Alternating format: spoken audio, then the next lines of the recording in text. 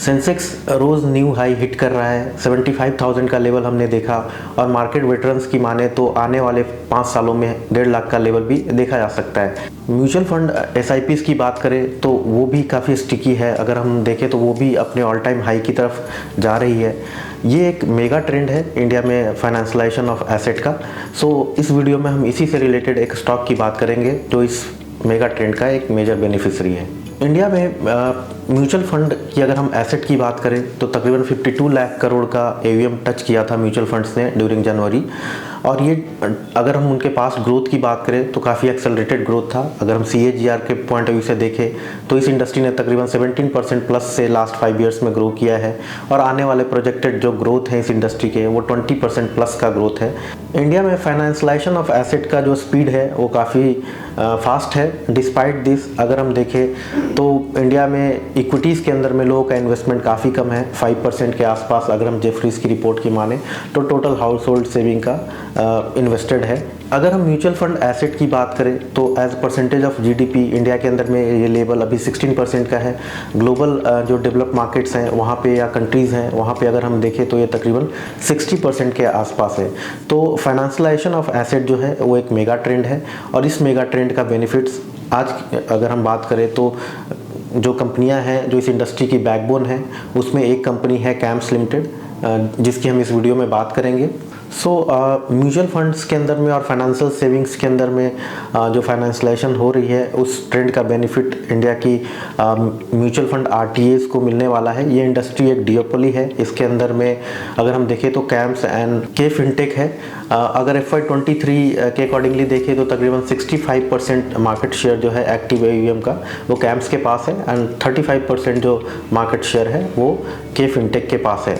So basically अगर हम देखें तो रेवेन्यू मार्केट शेयर के पॉइंट ऑफ व्यू से बिल्कुल एग्जैक्टली 64% कैम्स के पास है एंड 35% जो है वो के फिनटेक के पास है।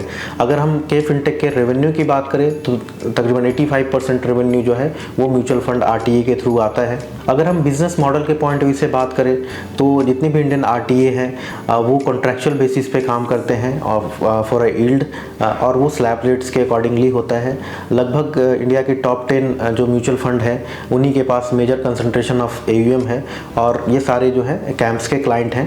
इंडिया के टॉप 4 AUM गैदरर जो हैं वो obviously bank backed mutual funds हैं और वहाँ पे कैम्प्स की काफ़ी स्ट्रॉन्ग होल्ड है। तकरीबन 83% मार्केट शेयर वहाँ कैम्प्स जो है वो कैप्चर करता है, 17% मार्केट शेयर जो है वो के फिनटेक के पास है। अगर हम मार्जिन्स के पॉइंट ऑफ व्यू से बात करें तो के फिनटेक की मार्जिन ज़्यादा है बिकॉज वो लोअर साइज़ के जो भी म्यूचुअल फंड हाउसेज हैं वहाँ पे वो कैटर करता है। सो वहाँ बेटर मार्जिन प्रोफाइल है compare to CAMS, but CAMS की जो मार्जिन है वो 45% के आसपास है और के फिनटेक की मार्जिन 58% के पास है। So there is a room for margin expansion for CAMS. और कैम्प्स रिसेंटली कई नई अलाइड बिजनेसेस के अंदर में है और कैम्प्स के अगर मैनेजमेंट की बात माने तो non-MF बिजनेस में वो अपना कंट्रीब्यूशन बढ़ा रहे हैं जो कि मार्जिन के लिए काफ़ी आने वाले टाइम के अंदर में काफ़ी एक्रेटिव होगा। कैम्प्स के अगर हम अदर बिजनेसेस की बात करें तो वहाँ पे भी कैम्प्स के लिए एक अर्निंग डेल्टा है। कैम्प्स पे जो है वो ऑनलाइन पेमेंट सिस्टम है, काफ़ी अच्छी मार्केट शेयर है वहाँ पे उनकी। और इसके अलावा अगर हम देखें तो as a account aggregator RBI से भी उनको परमिशन मिला है। अगर हम अदर ट्रिगर्स की बात करें तो IRDA का जो ऑनलाइन सारी जो जितनी भी इंश्योरेंस है उसको लेकर जिस तरीके से मैंडेट आई है वो कैम्प्स के लिए काफ़ी बेनिफिशियल होगा। सो कैम्प्स का जो डाइवर्सिफिकेशन जिस तरीके से कैम्प्स ने किया है और non-MF बिजनेस का कंट्रीब्यूशन जो आने वाले टाइम के अंदर में बढ़ेगा, चाहे वो अगर हम बात करें इंश्योरेंस रिपोजिटरी की या NPS CRA की, तो वो कहीं ना कहीं वो अर्निंग डेल्टा वहाँ पे क्रिएट करेगा। अब हम कंपनी के अगर अर्निंग के पॉइंट ऑफ व्यू से बात करें तो कंपनी का जो ब्लेंडेड यील्ड है वो 3.2 बिप्स है। और अगर हम आने वाले टाइम के अंदर में अर्निंग्स के अंदर में एक्सेलरेशन की बात करें तो तकरीबन 18-19% का ग्रोथ हम वहाँ पे देख सकते हैं। रेवेन्यू ग्रोथ जो है वो तकरीबन 13% का आने वाले टाइम के अंदर में हो सकता है और रेवेन्यू के अंदर में जो ग्रोथ हम एक्सपेक्ट कर सकते हैं वो तकरीबन 13% के आसपास का है। सो ऑब्वियसली एक ग्रोथ एक्सेलरेशन इस कंपनी के अंदर में आ रहा है। और जिस तरीके से रिसेंटली जितने भी NFOs आए हैं या फिर जितने भी new mutual fund houses launch हुए हैं वहाँ पे जो बिग विंस हैं वो कैम्स के पास है। सो वैल्यूएशंस के पर्सपेक्टिव से अगर हम बात करें तो कैम्स तकरीबन 48 प्राइस टू अर्निंग्स बेसिस पे ट्रेड कर रहा है, और अगर हम के फिनटेक की बात करें तो उसका मल्टीपल भी तकरीबन सेम है, around 47x।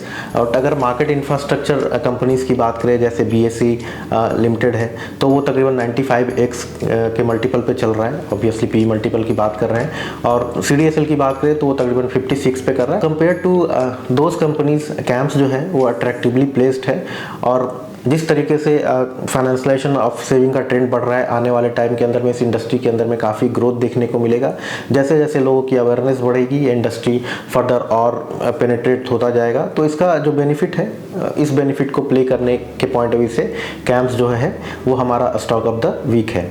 So we believe कि कैम्स जो है एक काफ़ी अच्छी प्ले है to play the financialisation of asset in India. So thank you for watching our video and have a good day. Investment in securities market are subjected to market risks. Read all the related documents carefully before investing.